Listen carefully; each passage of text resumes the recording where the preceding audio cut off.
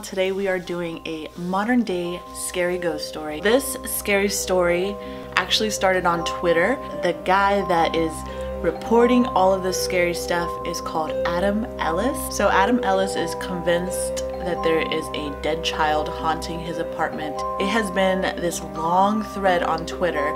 It started August 7th, 2017, and it has just gotten progressively worse as the time went on. I've been following this story and it's been so scary. There's even pictures, and the pictures are mortifying. So let's start from the beginning. This guy lives alone in an apartment in New York with his 2 cats. One night he was sleeping and he had a dream about a dead boy that had a misshapen head. Part of his head was pushed in. He thought, wow, this is scary, but it's just a dream, so whatever. He started to have sleep paralysis, and if you've never had sleep paralysis before, you're very lucky. Sleep paralysis usually accompanies scary dreams and night terrors, so it's nothing that you want to experience. He was experiencing sleep paralysis, and he had the dream that this scary child was sitting in a chair across from his bed, and then he got up, he starts coming over to the bed, and then he wakes up. The next night he had another dream, and he was in a library, and this girl came up to him and was like, "You had a dream about Dear David, didn't you?" He's like, "What?" "If you dream about him, you get to ask him 2 questions, but don't ask him a 3rd question or he'll kill you." Adam had a 3rd dream, and in this dream, Dear David showed up again. He was sitting in the chair across from his bed. Adam asked him, "How did you die?" The boy said that he died in an accident in a store. Adam asked,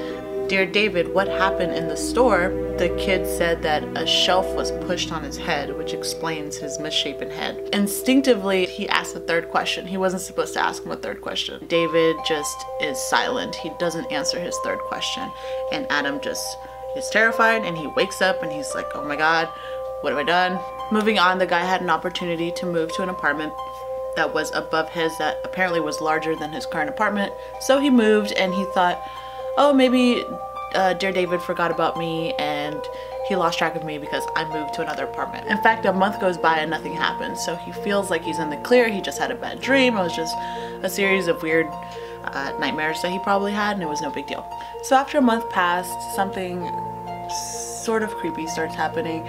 His cats, they would hang out by the front door and they would just stare at the closed front door like something was on the other side. The cats know to go to the front door at midnight for like 6 nights in a row. Adam goes to the peephole of his door and he swears that he sees something on the other side. Now, it could have been another tenant or something, but he felt very unnerved, and his cats started getting all bushy and bushy-tailed, which means that they're freaked out about something. He just felt it in his bones that Dear David had found him in his new apartment. So at this point, this guy felt unnerved, and he was pretty much doing everything that you do when you're freaked out. So he put salt at the entrance of his front door, he uses sage, he's like trying his best to get rid of this negative energy that he senses in his house.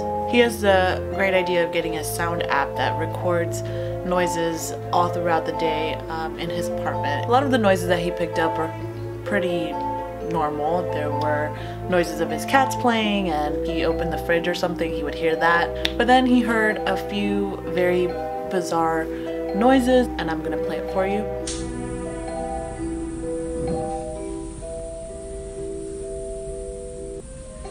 There's one in particular that is a very strange static noise that just happens around 2-3 a.m. The next part creeps me out because there's pictures involved, and this happened August 13th. He gets an Instax Mini 9, which is a Polaroid camera, and Polaroid cameras, for those that don't know, are cameras that the picture kind of comes out right away. He was just taking pictures with his Polaroid camera around his apartment, and it was all good, right? And he went into the hallway outside of his apartment, and he snapped a picture, and the picture was all black.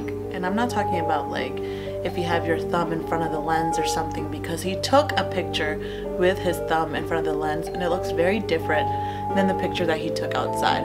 And the freakiest part is the lights are on in the hallway. He takes the picture and it's pitch black. So he tries not to freak out, and he checks the camera, he checks the paper, he checks everything to make sure it's not something in the camera. But up until this point, he's been taking pictures of the apartment, and the pictures look fine. So why would it suddenly be messing up when he goes in the hallway?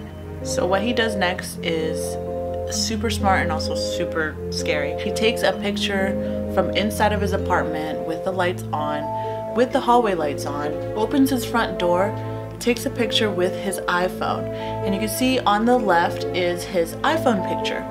Then he does the exact same thing with the exact same controls and takes the picture with the Polaroid camera, and this is the picture that came out on the right. So you can see the hallway is dark, and it's not the camera because the living room is lit up and it looks fine. The hallway is pitch black, and I don't know if you noticed this, but when you zoom in on the door frame has like this gunk on it that you can't see when you take the iPhone picture. The iPhone is going to take more HD photos than the Polaroid camera, and it would definitely pick up on that weird gunk around the door frame, but it didn't. To me, the Polaroid picture looks almost like a portal, like there's nothing there, there's no apartment, it's just like a doorway into the spirit world or something. If you've ever watched Insidious, it kind of reminds me of that. You could see the difference right in front of your eyes and your mind just doesn't understand what's going on. On August 15th, he says the sage did not work, and here comes another thread to freak me the fuck out. He says he didn't dream of David that night, but he did see him physically sitting at the green chair across from his bed, just staring at him all night. So other small, weird, bizarre things start happening around his house. He feels an earthquake when there wasn't one. He had another dream where Dear David was dragging him through a warehouse, and then he woke up and he had bruise marks on his arm. When he was walking to work one day, he passed by a warehouse that he always thought was like a car auto shop. He noticed that the warehouse was completely empty, and he even took a peek inside, and he saw nothing but a green chair in the middle of the warehouse. Remember, the green chair was a chair that Dear David supposedly sat on at the edge of his bed, so that's fucking creepy. He started getting weird phone calls with no caller ID. He picked up one call thinking that maybe if he picked it up, the person would stop calling. There was nothing on the other side of the line. All he heard was a faint hello, and he got freaked out and he turned off the phone. He started getting freaked out about the green chair in his room, so he moved the green chair to his living room. He actually caught some really good evidence of the ghost being in his apartment. So he was set to go away for 3 weeks to Japan, which must have been so nice because he could get away from his creepy apartment. But the nanny cam started catching bizarre fucking shit.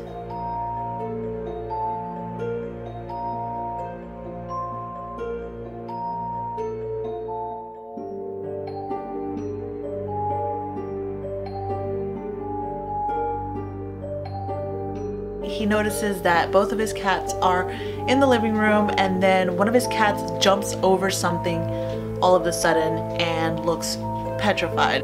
So could that be the ghost of Dear David? So now it's September 16th and we're on to another thread. He said that he has been having the worst nightmares at this point that he's had in a long time, and one of them, he's sleeping on his side. He turns over and he sees a head with a spine attached to it, and the head is still alive and is looking at him with this big smile on its face. Very disturbing. So get this, even when he went to Japan, he was there and he was still thinking so much about this situation that he saw a statue at the park. It was a cylindrical statue that had many faces on it, and as he went around the corner and started taking pictures of the statues, he saw a face that looked just like Dear David's. It even had the misshapen head. He started seeing faces where I guess faces didn't exist, and at this point this guy is incredibly paranoid, as I would be. Now we're at November 6, 2017, so this was this past week. This is the most recent information we have gotten from the story. Adam is in his bed trying to get some sleep. He probably doesn't sleep very often because he's so fucking scared. He starts seeing Dear David sitting at the chair by the foot of his bed. So apparently it wasn't the green chair anymore, it was a recliner that he had in his bedroom, so stay with me. Dear David was staring at him, and he claims that he was paralyzed and he couldn't move. Dear David started getting up and walking over to him, and remember, he walks very slowly because I don't know why. Slowly like a zombie, and he's coming over closer and closer to him. Adam thought, you know what, if I'm gonna die right now, I'm gonna get photographic evidence. So he starts taking pictures of his room. So he crawled off the chair and he struggled over to Adam's bedside. Adam said that Dear David started mumbling something, but he couldn't understand what he was saying. He also kept glaring at him, kept walking over, and then his eyes just turned to the back of his head. Adam said that Dear David started crawling up his bed. He tries to move away, but of course he's paralyzed and he can't do too much. Daylight comes and he figures that this was just a really bad dream that he had, until he looked into his phone. What he saw next scared him shitless. So I'm warning you guys now, these pictures could be distressing. At first the pictures were really dark because he took them in a dark room at night, but when you turn the brightness on, you can see Dear David sitting across from his bed, and then Dear David getting up, and then Dear David walking towards him. Hell to the no, no, no. Hell no. So the last tweet that Adam Ellis wrote was on November 6th at about 9:43 p.m. and he hasn't been heard from since on Twitter. I'm sure he's doing fine, but I'm very concerned about him. I want to know about any new developments in the story, and I will be following the story, so there will probably be a part 2 to this video. But as of now, I'm terrified for him. These pictures are really scary. What's happening to him is super scary. Even if it's fake, the story is really well done and it freaks me out, and just having something paranormal in your house is really fucking scary. And I've had paranormal experiences in my house before, so I can tell you it's something that gets inside your head and messes you up, and it feels like the one place that you're supposed to feel safe at is not safe. Give me a like, a share, and a subscribe. Make sure you hit the notification bell so that you know every time that I put up a video. And if you haven't watched my past videos, I will link them right here. Check this one out right here, and this one right here. So I hope you guys had a good time. I'll see you guys on Wednesday. Bye.